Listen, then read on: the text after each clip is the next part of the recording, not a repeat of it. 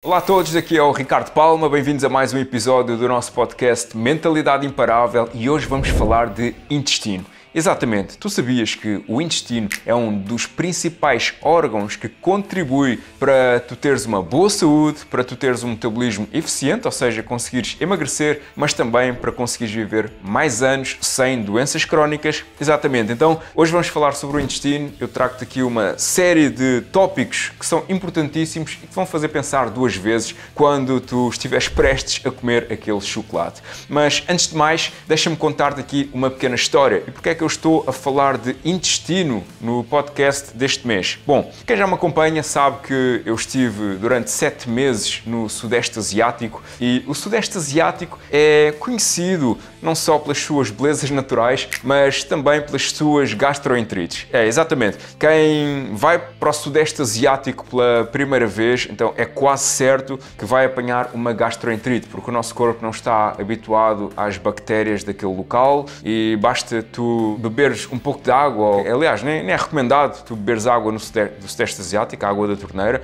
mas basta tu estares lá no banho e cai-te uma pinga de água para dentro da boca e é quase certo que tu vais apanhar uma diarreia, na melhor das hipóteses, ou ter alguns vómitos, ter algum episódio de inflamação intestinal, mas também por causa das comidas de rua. As famosas comidas de rua do Sudeste Asiático, muitos turistas vão para lá e fazem essas aventuras gastronómicas e eu já fui um deles. Eu comia tudo aquilo que me aparecia à frente na rua, excepto insetos. Eles lá vendem também insetos na rua. Eles não comem insetos, atenção, os asiáticos.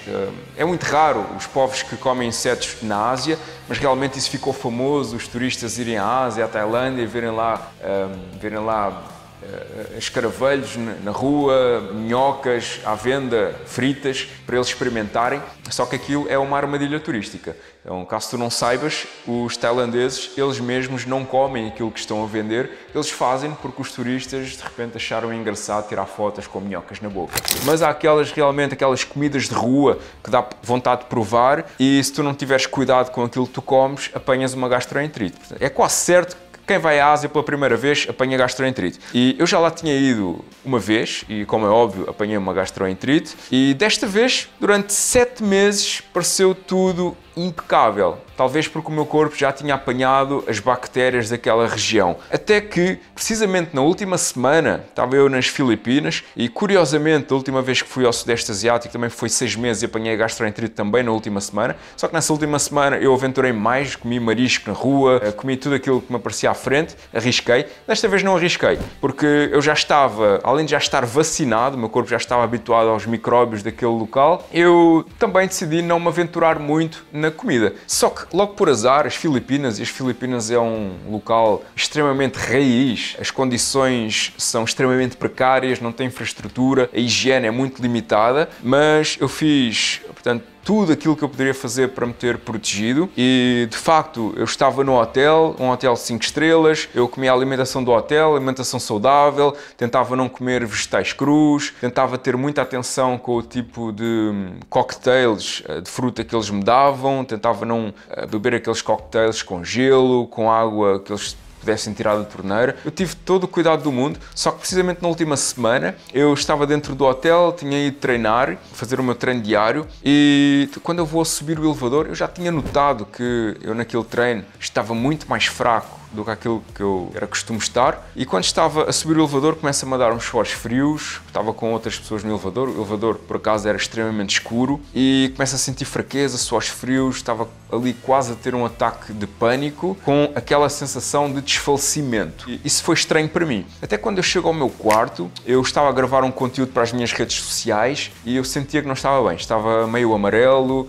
a minha cara estava completamente mudada, os meus olhos estavam encovados, estava extremamente magro na cara e alguma coisa não estava bem. Até que, para a minha surpresa, alguns minutos a seguir, eu vou diretamente à casa de banho e diarreia. Diarreia aquosa. Então, toda a casa de banho era um parque aquático, digamos assim. Só que há uma questão. Quem vai à Ásia, principalmente ao Sudeste Asiático, já está habituado a essas coisas. É natural haver essas diarreias de vez em quando. Não sempre, Então, se vais ao Sudeste Asiático e fazes diarreia todas as semanas, alguma coisa não está bem. Portanto, eu não dei tanta importância assim, porque em 7 meses, ok, teres uma diarreia, ok, é completamente tranquilo. Isso até aqui em Portugal, isso acontece. Agora, o problema foi que essa diarreia não passou. Não passou nas horas a seguir, portanto ia regularmente à casa de banho. No dia a seguir a mesma coisa, no outro dia a mesma coisa e assim foi durante cerca de uma semana. Até que tivemos que depois chamar o médico do hotel ao nosso quarto, o médico deu-nos alguns medicamentos, nada assim com prescrição médica, deu-nos medicamentos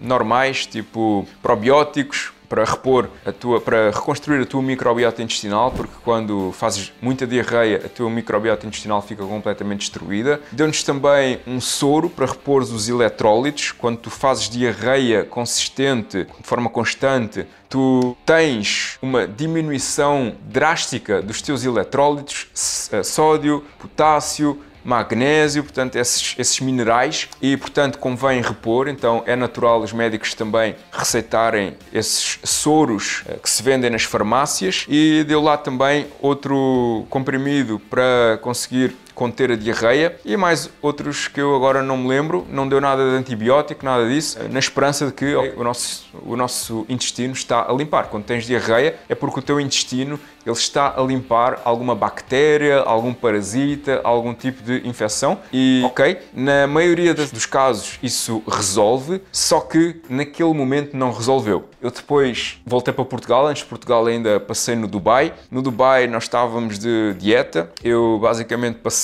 cerca de 2 semanas a comer comida de hospital, a comer cenoura cozida, a comer canja de galinha, arroz cozido, banana. Só comia isso durante 2 semanas e quando eu fui subir na balança eu tinha perdido já 5 quilos em 2 semanas. Okay? As pessoas que são desesperadas para emagrecer vão dizer que perder 5 quilos em 2 semanas é muito bom, mas quem já me acompanha e já sabe do meu trabalho sabe que perder 5 quilos de repente, principalmente quando tens a mesma alimentação, quando treinas força, não é bom. Eu comecei a ficar preocupado. Pronto, como eu ia regressar a Portugal, eu não fiz nada no Dubai. Isso influenciou muito essa minha viagem. No hotel, o hotel tinha uma comida fantástica no Dubai e eu não consegui experimentar nada. Eu adoro comida árabe e de falafel, gosto de kebab e não consegui comer nada. Aquele hotel tinha uma comida divinal também, era o Marriott. Enfim, estragou completamente a minha viagem. Só que havia algo diferente nesta diarreia. É que eu senti algo que eu nunca senti antes, que foi uma fraqueza indescritível. Tá? Sentia-me a desfalecer o tempo todo. Vinha-me constantemente enjoos, eu ficava amarelo, assim de repente, estava doente, literalmente. E isso preocupou-me muito. E quando eu cheguei a Portugal, eu sentia que eu até já estava a ficar bom, mas quando eu decidi começar a reintegrar a minha alimentação novamente, a diarreia era automática. E, portanto, eu disse para mim mesmo, eu não aguento mais. Eu não consigo comer normal, eu só consigo comer cozidos e ainda assim sentia mal disposto o tempo todo, sentia-me fraco e já estava a chegar aos 69 quilos. O meu peso normal, peso atlético, são 75 quilos e eu já estava perto dos 69 quilos. Eu já não peso 69 quilos desde os meus 19 anos. Então eu decidi ligar para a Saúde 24. Na Saúde 24 reencaminharam para o centro de saúde mais próximo. Fui ao centro de saúde a um domingo. Felizmente esse centro de saúde estava aberto. A médica recomendou-me ir diretamente para as urgências do hospital mais próximo que tinha medicina tropical. Infelizmente as urgências desse hospital estavam fechadas e então ela reencaminhou-me para o Hospital de Lisboa de São José, para as urgências. Eu fui esse domingo, já era 8 da noite, para o Hospital de São José, fiquei lá, portanto, a fazer análises. Felizmente as minhas análises estavam boas, fui colocado a soro na veia, depois a médica, incrível, portanto, receitou-me um antibiótico e receitou-me também mais outros probióticos e outros medicamentos. Eu tomei depois o antibiótico e, felizmente, agora passado pouco mais de uma semana, já me sinto quase a 100%. Ainda não me sinto a 100% porque o meu peso ainda não recuperou completamente. De vez em quando ainda me vêm alguns enjoos, que eu ainda vou ter que saber um pouco mais sobre isso, mas provavelmente é porque a minha microbiota intestinal ainda não está a 100%. Mas realmente já estou a comer normal, já começa a vir aquela fome de leão que antes era inexistente, eu não tinha apetite nenhum, já começa aqui a haver alguma normalidade. E isso fez-me tomar uma maior consciência da importância da saúde intestinal na nossa saúde em geral, ok? E eu já tinha uma grande consciência sobre este aspecto, sobre a importância do intestino. Não tinha tanta, mas quem sabe do meu trabalho já sabe que na minha concepção, na minha filosofia, eu não concordo nada com essa questão de tu para emagrecer só precisas comer menos calorias do que aquelas que tu gastas e, portanto, podes comer tudo aquilo que tu quiseres, podes comer bolos, pizzas, podes comer choca-pique. Portanto, mas se as porções forem adequadas, tu vais emagrecer. Ok, tu vais emagrecer assim, mas vais emagrecer doente. Porque o intestino, ele é feito para digerir comida de verdade. Não é feito para digerir processados. Eu já vou falar mais sobre este aspecto. Então, a minha filosofia é intestino em primeiro lugar. Saúde intestinal em primeiro lugar, ok? A maioria das pessoas quer emagrecer e acha que é bom, ok? Eu posso continuar a comer pão à vontade, posso continuar a comer choca-pique, posso continuar a comer pizzas, mas se eu ingerir menos calorias do que aquelas que eu gasto, eu vou emagrecer. Muitos profissionais, infelizmente, trabalham assim, mas a tua saúde intestinal, ela é prioritária, porque o teu intestino está diretamente ligado ao teu cérebro. E esta questão do meu problema, da minha doença, da minha infecção intestinal que eu tive, fez-me ir mais a fundo na pesquisa do nosso intestino, ainda mais do que aquilo que eu já tinha pesquisado. E de facto encontrei coisas muito interessantes sobre a ligação do intestino com o nosso cérebro e com a nossa saúde em geral, que eu já vou falar de seguida. Portanto, o primeiro ponto é, quando tu estás numa dieta, seja ela para emagrecer, provavelmente se me acompanhas és uma pessoa que está interessada em emagrecer, mas também em ganhar massa muscular. E não é só as calorias que contam nesta equação. Aquilo que conta é, em primeiro lugar, o intestino. E há vários estudos, tu podes ir pesquisar aquilo que tu quiseres, e dizem que as pessoas que têm uma dieta feita por alimentos de verdade, alimentos que não são processados, ou seja, que são mais amigos do teu intestino, são pessoas que mantêm uma saúde de longo prazo melhor, são pessoas que mantêm uma composição corporal melhor durante muito mais tempo e que vivem sem doenças crónicas. Pessoas que só se focam em calorias, independentemente da qualidade dos alimentos que tu colocas dentro do teu intestino, são pessoas que têm doenças crónicas, têm muitos problemas de saúde e têm mais dificuldades no médio e longo prazo em manter uma boa composição corporal. Ou seja, são pessoas que sofrem mais do efeito ioiô. Tá? Isto tem uma explicação. Portanto, a primeira coisa que eu preciso de vir aqui, que foi uma coisa que eu encontrei nas minhas pesquisas, é que o teu intestino tem mais neurónios do que a tua medula espinal. É por isso que se diz que o intestino é o nosso segundo cérebro. Os teus intestinos têm cerca de 100 a 500 milhões de neurónios. Isto faz o intestino funcionar de uma forma independente do cérebro. O teu cérebro não tem a capacidade de controlar o teu intestino. Isto é um facto fantástico sobre o teu intestino. Ele é literalmente o teu segundo cérebro. O teu intestino, ele é responsável pelas tuas emoções. E esta é uma coisa muito interessante, porque eu, neste tempo em que eu estive doente, eu também passei por uma fase que eu me sentia deprimido. Havia momentos em que literalmente me apetecia chorar sem explicação. Eu estava deprimido, eu estava triste, eu estava apático, eu estava sem energia. Eu não conseguia controlar isto. Os teus intestinos, está cientificamente provado, afetam diretamente as tuas emoções. Cada vez que tu colocas dentro do teu intestino um alimento processado, tu estás literalmente a dar uma pancada no teu cérebro. Isso é verdade que precisa de ser dita. O cérebro afeta diretamente as tuas emoções, o que nos leva aqui ao segundo ponto, que é os teus intestinos fabricam os mesmos neurotransmissores que o teu cérebro. Cerca de 90% da serotonina, que é um neurotransmissor responsável pela sensação de felicidade, é produzida pelo intestino. Portanto, cerca de 90% deste neurotransmissor responsável pela felicidade está ligada ao teu intestino. O que significa que quando tu destróis o teu intestino, tu vais ser uma pessoa mais infeliz. Grande parte das depressões de hoje em dia não tem a ver com a vida da pessoa, tem a ver com o facto de que a pessoa não consegue sentir serotonina, não consegue sentir felicidade. Isso acontece porque o intestino da pessoa está completamente destruído. É uma verdade, está cientificamente comprovado. É por isso que eu não concordo nada quando dizem que tu só precisas de consumir menos calorias do que aquelas que tu gastas para emagrecer. É uma grande irresponsabilidade quando alguém diz isso. Porque o teu corpo não é composto por calorias. O teu corpo é composto por células, por hormonas, por neurotransmissores. Tá? Então, quando uma pessoa ela não sente felicidade, quando uma pessoa sofre de depressão, independentemente dos tratamentos que ela é sujeita, a depressão acontece porque o intestino está destruído. E o intestino está destruído por causa daquilo que a pessoa come. Então, muitas pessoas comem porcarias, comem doces, açúcares, alimentos processados para sentirem felicidade.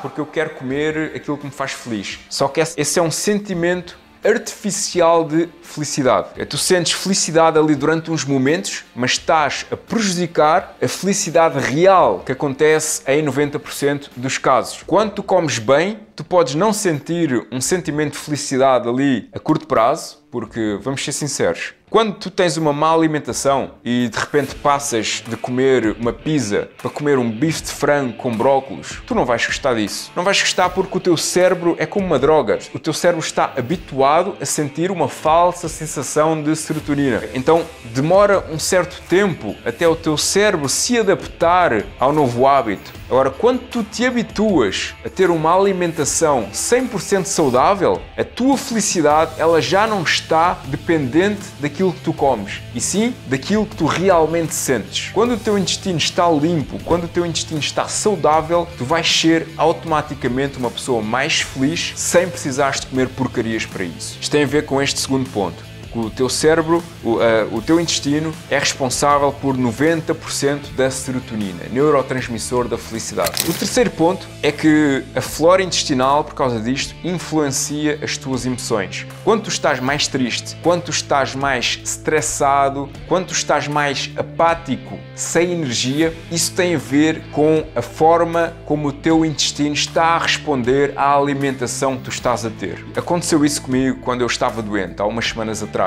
Eu estava apático, eu estava sem energia, eu não sabia o porquê e não era por causa da minha vida. Eu adoro a minha vida, eu adoro aquilo que eu faço, eu adoro a minha saúde, eu adoro as pessoas que estão à minha volta, eu adoro tudo. Mas eu sentia uma sensação inexplicável de fraqueza, de apatia e de tristeza. Okay? É muito real, está cientificamente comprovado, os estudos não mentem. Várias meta-análises, ou seja, conjuntos de estudos que analisam estudos. As meta-análises são estudos que pegam em todos os estudos relacionados com aquele tema e vão analisar, porque um estudo diz uma coisa, outro estudo aponta para outro caminho, e as meta-análises, que são estudos mais, digamos que fiáveis de todos, pegam nesse conjunto de estudos e realmente veem, ok, estas centenas de estudos dizem-nos que o caminho é este, ok? E as meta-análises não mentem, as meta-análises dizem mesmo que os teus intestinos afetam as tuas emoções. Quando uma pessoa tem depressão, na grande maioria das vezes é por causa daquilo que ela come. Ansiedade. Aí há uns meses atrás saiu uma notícia, acho que foi na SIC Notícias, que revelou que cientistas da Universidade do Porto conseguiram concluir que quando uma pessoa comia fast food,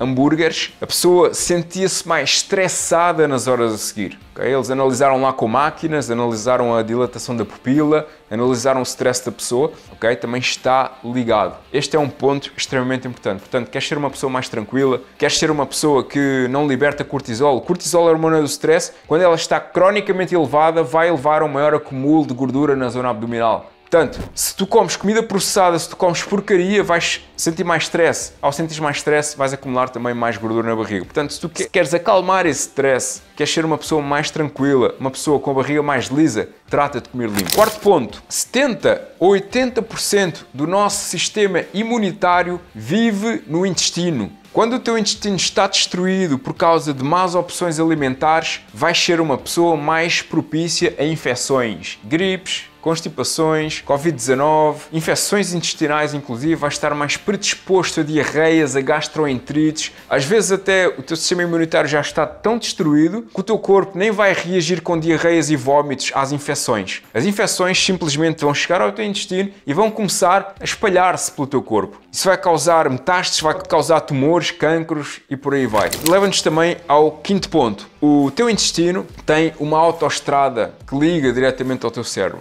É chamado de eixo intestino-cérebro. Portanto, quando tu não comes bem, comes essas comidas processadas, esse lixo alimentar, tu estás a destruir o teu cérebro. Inclusive, tem já estudos muito fidedignos que comprovam que pessoas que comem porcaria têm mais chances de ter Alzheimer, de ter Parkinson, de ter doenças mentais, precisamente por causa disto. Então, o álcool é um estimulante do sistema nervoso central, mas também é um depressivo. O álcool causa estimulação do sistema nervoso central, muito por causa deste eixo intestino-cérebro. Ao causar estímulo, causa depressão do sistema nervoso central nas horas a seguir. Quando tu bebes álcool, tu estás a destruir completamente a tua microbiota intestinal. Quando tu bebes álcool, é a mesma coisa que tu estás a causar lesões no teu cérebro. Quando tu comes comida processada, cheia de açúcar, cheia de aditivos químicos, tu estás a dar pancadas no teu cérebro. É como se tu estivesses literalmente a bater com a cabeça numa parede. Pessoas que comem comida processada por causa disto que eu estou aqui a falar, do eixo intestino-cérebro, são pessoas com menos inteligência. A tua inteligência, o teu QI, a tua memória vai se deteriorando ao longo do tempo. Isto não sou eu que estou a dizer, ok? Eu estou-te a dar informações cientificamente comprovadas. Eu até vou deixar os estudos aqui por baixo na descrição, que é para tu veres que tudo aquilo que eu falo, eu sou uma pessoa licenciada pela Universidade de Lisboa. Eu não sou um influencer que veio aqui cair de paraquedas, ok? O sexto ponto que eu quero vir aqui falar é que quando tu tens a microbiota intestinal desequilibrada, tu vais ter mais fome descontrolada, os chamados cravings. O que é isto? A microbiota intestinal é o conjunto de soldados intestinais que tu tens. São as bactérias boas. O teu intestino é composto por bactérias boas e bactérias más, porque isto é normal. É normal convivermos com bactérias. Agora, é normal também as tuas bactérias boas do intestino serem superiores e mais fortes às bactérias más. Se estas tuas bactérias boas, que servem para digerir os alimentos,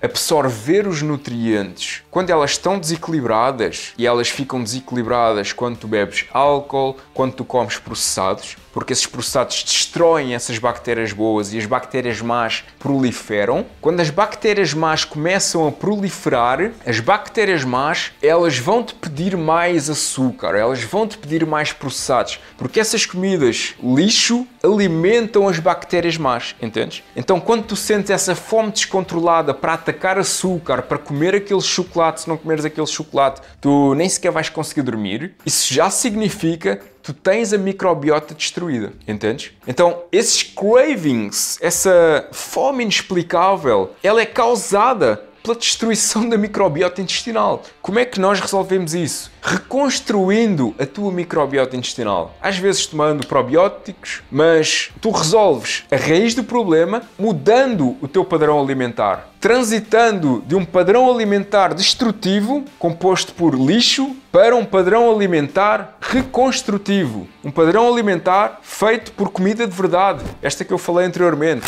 E por último, um sétimo ponto, stress. Falando de stress, eu já falei, mas vou falar novamente. Então, pessoas que têm stress crónico é muito por causa daquilo que elas comem, por causa deste eixo intestino-cérebro, esta autoestrada de neurónios que liga o teu intestino ao teu cérebro. Quando tu estás estressado, isso vai afetar a tua microbiota intestinal. Mas quando tu tens a tua microbiota intestinal destruída, isso também vai afetar o teu stress no cérebro. Portanto, é um caminho de vai e vem. O teu cérebro afeta o intestino. Quando eu estou estressado por causa de alguma situação da minha vida, isso vai causar desequilíbrio na minha microbiota intestinal. Então, o nosso intestino tem literalmente sentimentos. Eu costumo dizer, essa intuição, quando nós temos uma intuição sobre alguma coisa, nós sentimos um frio na barriga, verdade ou mentira? Então, isso é o intestino a querer dizer-nos alguma coisa. Quando eu estou prestes a tomar uma má decisão, dá-me um aperto no intestino, ok? São essas emoções, essa intuição, esse sexto sentido. Da mesma forma, quando eu estou a comer lixo e o meu intestino vai ficando destruído, isso também me causa um stress. Portanto, é um caminho de duas vias. E quando eu estava doente, era engraçado que quando eu estava ou recebia uma notícia que me estressava mais, era incrível como eu sentia dor de barriga, ok? Principalmente nesta região, que provavelmente era a região que estava mais inflamada. E era incontrolável, não conseguia controlar, ok? Portanto, se tu queres ser uma pessoa mais tranquila e reduzir o stress na tua vida, é bom que comeces primeiro por comer bem. E depois, quando tu comes bem, tens a microbiota reconstruída, o intestino 100% saudável, ainda sentes stress, então vamos passar para outras situações, trabalho, relacionamentos, alguma situação que seja mais destrutiva na nossa vida. Portanto, o stress está diretamente ligado àquilo que nós comemos e aquilo que nós comemos está diretamente ligado ao stress. Portanto, era isto que eu te queria vir trazer aqui sobre intestino, o nosso segundo cérebro, sobre a extrema importância deste órgão para a nossa saúde, para a nossa aparência corporal, mas também para vivermos mais anos sem doenças crónicas. Espero que a partir de hoje, com este podcast, tenhas ficado mais consciente em relação à importância da nossa saúde intestinal e de alguma forma tenha ajudado a transformar a tua vida. Muito obrigado a todos, estamos juntos e até ao próximo episódio.